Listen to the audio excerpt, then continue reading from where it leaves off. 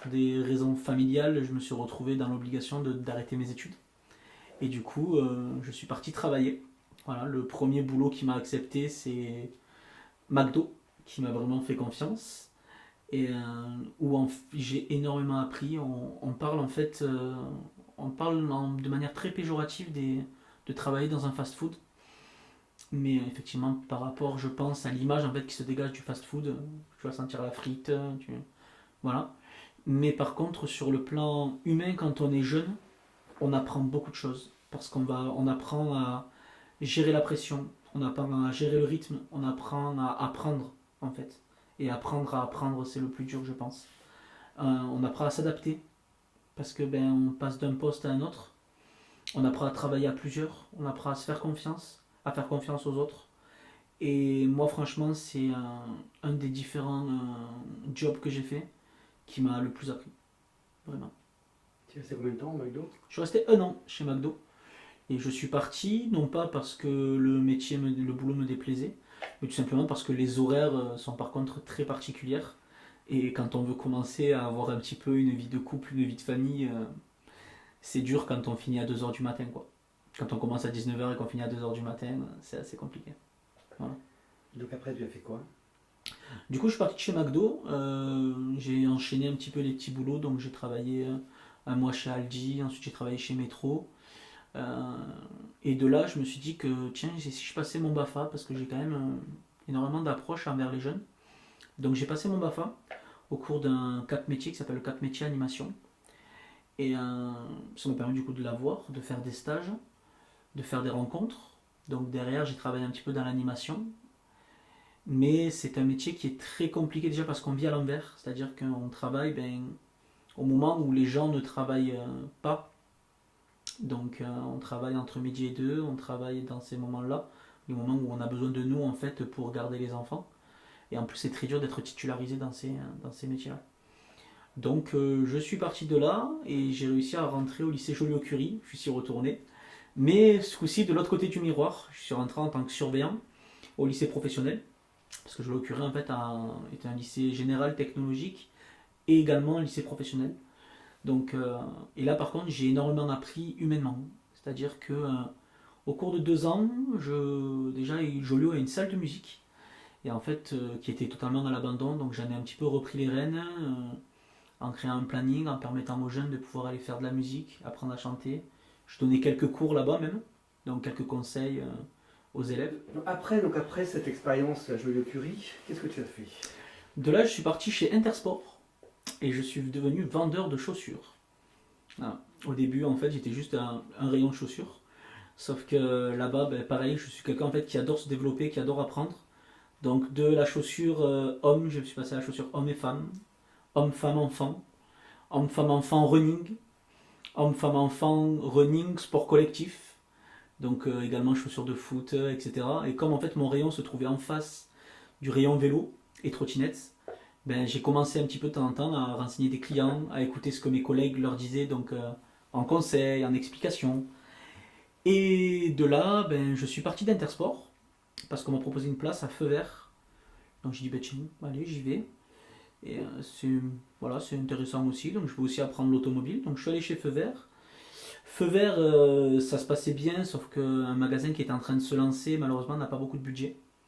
Donc du coup, je me suis retrouvé voilà, sans emploi à un moment de ma vie où j'étais sur le point de me marier, avec l'envie d'avoir un enfant.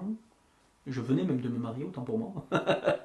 Voilà, je venais de me marier, et j'avais pour projet d'avoir un enfant. Et donc ça a un petit peu... Disons que c'est une des rares fois où j'ai un petit peu perdu pied.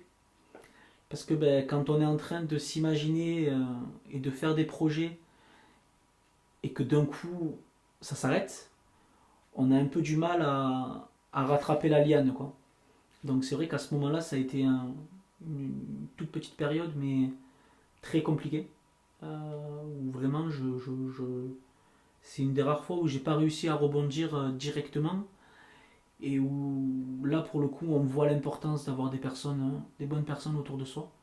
Parce que sans ces personnes, je pense que je ne serais pas devant vous pour raconter mon histoire. Mais j'ai su rebondir et je suis rentré comme vendeur en fait en boucherie à Intermarché.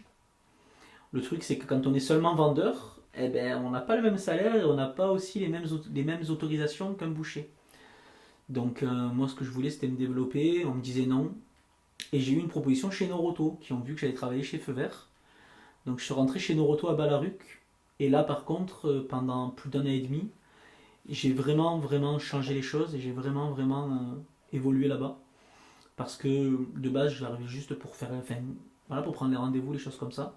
Sauf que comme j'avais appris des choses au niveau du vélo et des trottinettes, je suis devenu très rapidement responsable du rayon cycle et vélo, qui s'est énormément développé à Noroto Balaruc. Donc je leur ai fait monter le niveau, enfin le rayon sur une très très belle progression. Et je les ai aidés aussi par mon organisation, à réorganiser les pneus qui étaient très mal rangés derrière, à leur trouver une organisation, à apporter en fait une stabilité. Et de là, une fois que j'avais fait tout ça, je commençais un petit peu à tourner en rond, mais ça fait un moment que l'idée de la boucherie me tournait en tête, et comme mon projet, moi, mon envie, ce serait d'être mon propre patron, je me suis dit, ce serait bien quand même de trouver un emploi où tu peux avoir ton business, quoi. Et voilà pourquoi je suis parti en reconversion professionnelle en boucherie, où je suis actuellement. Comment ça se passe la boucherie? La boucherie, ça se passe bien, c'est très intéressant. C'est beaucoup de travail, parce qu'il y a beaucoup de choses à apprendre. Mais, mais on apprend beaucoup. On apprend beaucoup. Et il y a beaucoup de choses en fait sur lesquelles il faut savoir rebondir, il faut savoir réagir. Parce que c'est un milieu qui est vraiment particulier, qui est vraiment fermé, où de base on y est depuis longtemps. Parce que souvent les bouchers ont commencé en apprentissage à l'âge de 15-16 ans, même si notre génération a énormément de reconversion professionnelle. Mais c'est vrai qu'en général on commence très tôt. Donc c'est vrai qu'apprendre tous les morceaux, apprendre tout ça à 27 ans et retourner à l'école, surtout après toutes ces années, c'est vraiment le plus difficile, surtout quand on a une vie de famille, qu'on a des enfants, voilà, qu'il faut avoir le temps en fait à côté. Mais c'est une organisation à prendre et petit à petit elle arrive. Donc voilà. Donc là, ton ambition immédiate, c'est d'avoir ton CAP boucherie, c'est ça? Mon ambition pour l'instant, c'est avoir mon CAP, travailler un petit peu en grande surface pour continuer de me faire la main, voilà, et surtout parce qu'ils ont des horaires qui sont quand même plus agréables que les boucheries, les petits artisans. Et une fois que c'est fait, mon but ce serait d'avoir mon propre business, voilà, en itinérance, de pouvoir venir un petit peu dans les villes qui n'ont plus de boucherie et leur proposer d'avoir l'occasion d'avoir un boucher qui vienne une ou deux fois par semaine pour leur proposer de la viande et des plats traiteurs. Alors, parmi tous les métiers, tous les boulots que tu as fait, malgré ton jeune âge, lequel tu retiens? Celui que je vais retenir le plus, c'est McDo, vraiment. Parce que c'est là en fait où j'ai découvert tout ce que j'ai dit tout à l'heure, c'est-à-dire le fait d'apprendre sur soi-même, etc. Mais aussi l'entraide.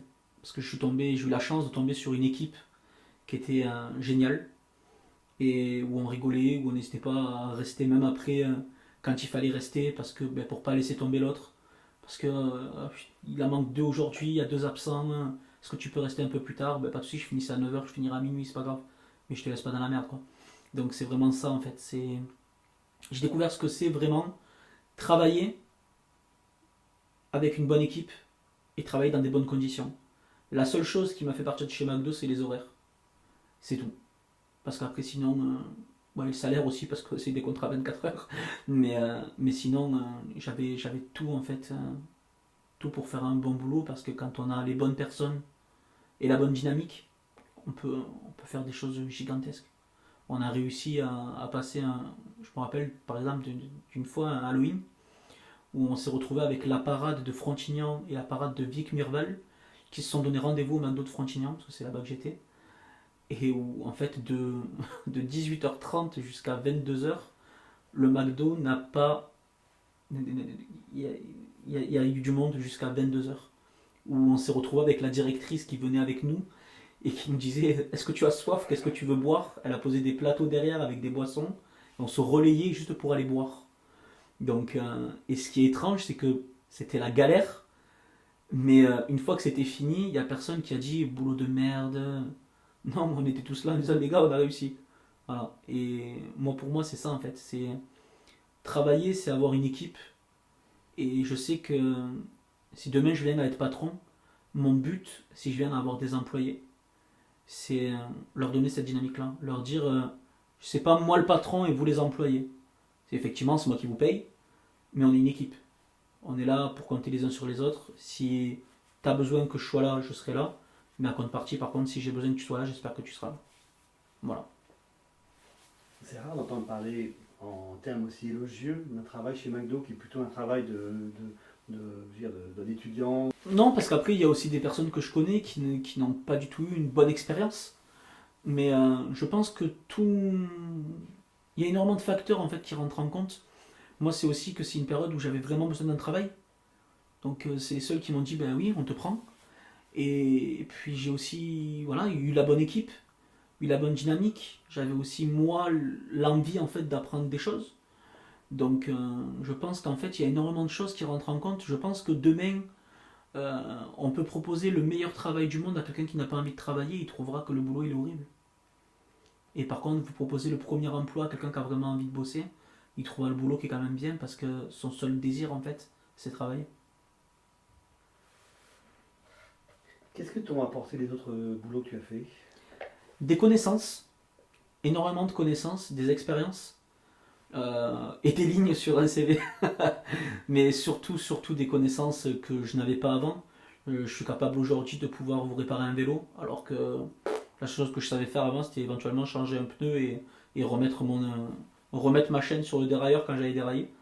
Je sais maintenant ce que c'est quand vous avez un voyant qui s'allume sur votre tableau de bord, je peux éventuellement vous dire à quoi il correspond. Voilà, je sais ce que c'est des disques, je sais ce que c'est des plaquettes, je connais des tailles de pneus. Je peux vous renseigner sur vos chaussures, vous dire lesquelles sont les mieux adaptées en fonction du boulot que vous faites. Donc voilà, des connaissances en fait, et ça correspond tout à fait à mon chemin de vie, qui est d'apprendre des choses et de me dire, ben voilà, tu me parles de tel domaine, ben oui, je suis capable d'avoir une discussion avec toi. Euh, voilà, j'ai eu l'occasion de travailler un petit peu dans les coquillages, j'ai eu l'occasion de voilà, toutes ces choses-là.